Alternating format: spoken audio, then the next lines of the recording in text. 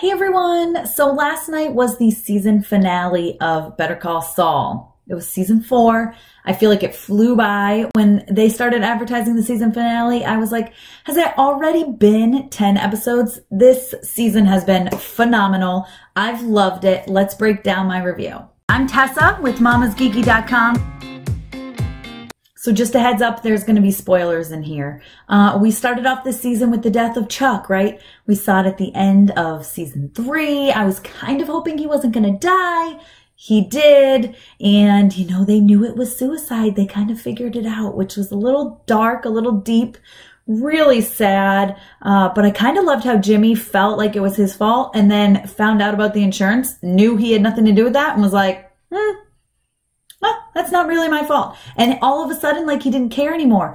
I thought he was really sad about the loss of his brother, and I think we got to see a lot about their relationship in this season. I loved all the flashbacks, especially in the finale when we saw them singing together and doing karaoke and Chuck spending the night with Jimmy after he became a lawyer. I mean, it really seemed like there were good parts of their relationship. Now, obviously, they didn't have the best relationship, but it was great to see the camaraderie between the two of them. Jimmy loses the right to become a lawyer, which we knew, and this takes him on that year journey of getting back to becoming a lawyer. Of course, at first he's turned down, and he knows he's got to turn everything around, and he I thought for a second he had a heart. I mean, I'm not saying he doesn't have a heart. I love Jimmy, don't get me wrong. I do. I adore him. I adore Bob Odenkirk. I think he's just phenomenal actor. He's perfect.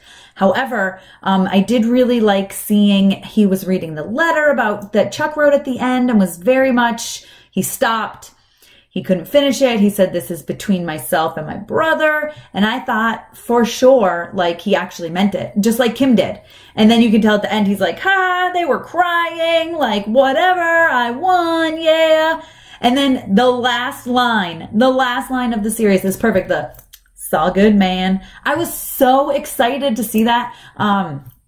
Obviously, this is where he's really going to fully embrace that Saul persona. Now, I've said it before, I've not watched Breaking Bad. This was kind of my plan after the first full season of Better Call Saul. I debated it for a little while. I talked with friends who have watched Breaking Bad, and they pretty much all told me, like, I'm super jealous that you're going into this not knowing certain things. So not knowing certain people when they show up. Like, you know, there's people that are really important in Breaking Bad and you don't know. You just have no idea because you haven't seen them. So I think I'm going to try to hold out. Although I really, really, really want to watch it, I'm going to try to hold out and wait until Better Call Saul ends, like fully ends, the series ends, which hopefully is not for a very long time.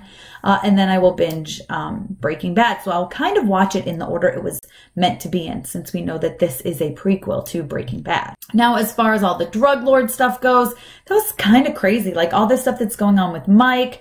I couldn't believe he had to kill that guy at the finale. I was so sad for him because I know it really, like, I could tell it really hurt him. He didn't want to have to do it. And he tried to say, listen, he tried to warn the guy, though. He tried to warn him. It was like, what are you doing?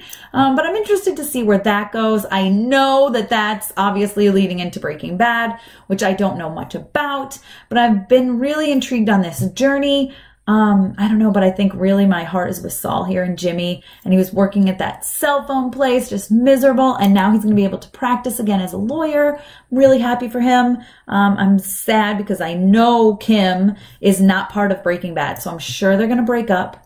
I don't know how it's going to happen or when it's going to happen, but it seems like it's really starting down that path. They had that separation during this season, and then they finally got back together she kind of likes to be a con artist too, doesn't she? I mean, clearly she really was excited when they got those plans approved.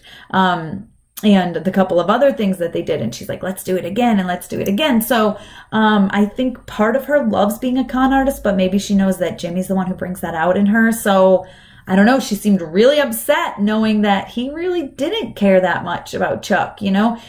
Either he's hiding it in or he didn't care.